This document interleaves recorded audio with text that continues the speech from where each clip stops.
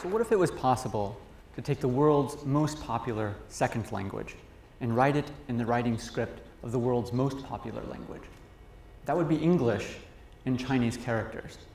And you may wonder, why would we want to do that?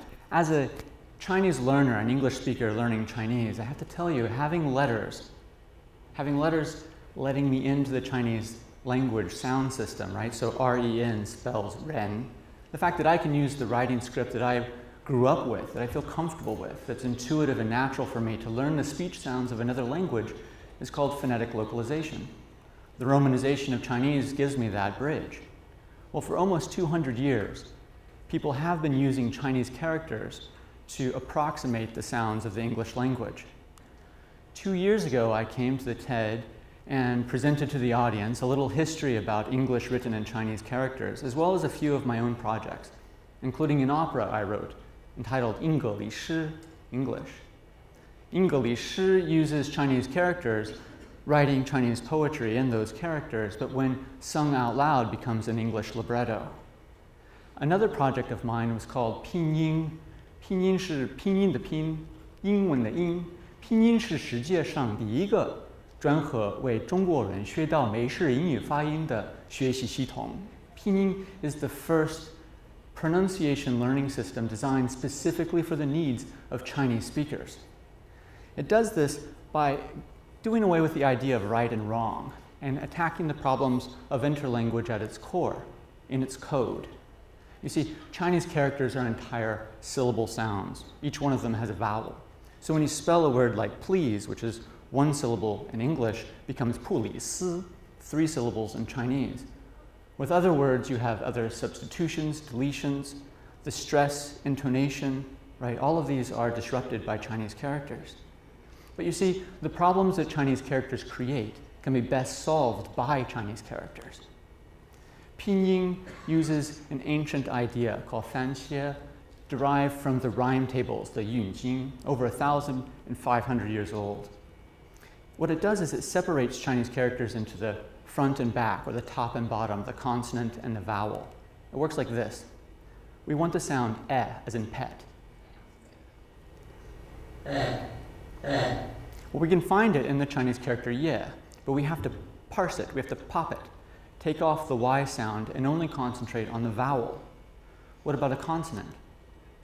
We need the f sound. We take it from fa. We are popping off and leaving behind the vowel sound. What about sh? Sh, from sha. Again, popping it, taking only the consonant, leaving off the vowel. But what about those sounds that are really difficult for Chinese learners to pronounce, like V, as in love? In Chinese English, that's lao with a W, substitution. But this character, you have the F from fa, and a new character, zhuo, meaning vibrate the larynx. What happens when you make an F sound and vibrate your larynx at the same time? Try it. That's a V. This is a phonosemantic compound unique to the Chinese writing system. What about the sound pleasure? Pleasure. That's SH with a vibrated larynx. Sh, right? So rather than an abstract symbol like IPA, or letters, which are disconnected and people can't pronounce, Chinese characters give you the sound system you're already familiar with and use a different part of the brain, a semantic part of the brain, to tell you what to do with your vocal organs to produce a precise sound. What about a really hard sound like TH?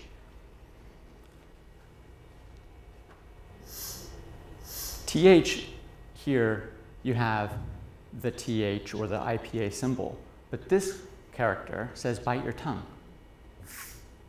So the letter tells you what to do with your speech organs. What about the sound? Bite your tongue, vibrate your larynx. Testing the system in China, taxi drivers, security guards, those who don't have any English at all, were able to pronounce these English words perfectly within 10 minutes every single time they read English encoded in Chinese characters in this way. And of course, why not? The Chinese characters tell you precisely what to do with your speech organs to make the exact sound that they're targeting. In other words, Chinese characters is the most sophisticated phonetic writing script the world has never used. Right? because this is the first time that characters are employed in this manner. Once the English language has been parsed into all the sounds, or the Chinese characters have been parsed to show all of the different English sounds, right, by popping it in this way, we algorithmically reconnect them into the proper sequences. Once this is done, you have a perfect convergence of English and Chinese. The word convergence is now as much at home in Chinese characters as it has ever been in the Roman alphabet. But how do you learn the system? Well, here you have a Chinese student trying out the system, and it is the only way to learn it, even to believe in it. The idea sounds a little too crazy until you try it for yourself. They're trying to spell out the word thousand, choosing the word or the character, bite the tongue for th. Ow. There are two ow characters. You see, that's the stress.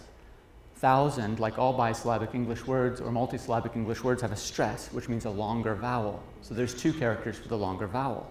Notice the S sound is really a Z sound, and the A sound in thousand is actually a schwa sound. All of that is precisely encoded in Chinese characters, completely ambiguous in English letters. Here they're writing the word Zulu. It's not Zulu, but Zulu. So they have it wrong because they didn't encode the two oo sounds, right? So the computer tells them, you have this error, you should have stressed the first, not the second syllable. To stress, precise vowels, consonant blends, consonant clusters, all clearly indicated in Chinese characters in ways that letters can never do and can never do because Chinese characters work better. Drawing inspiration from classical Chinese poetics and Chinese phonology, reinvigorated by algorithmic processing, embodied in three-dimensional, multi-dimensional mobile applications that can spread far and wide, the hope for Pinyin is that it can empower one of the world's greatest natural resources, the 350 million plus English learners in China. Thank you.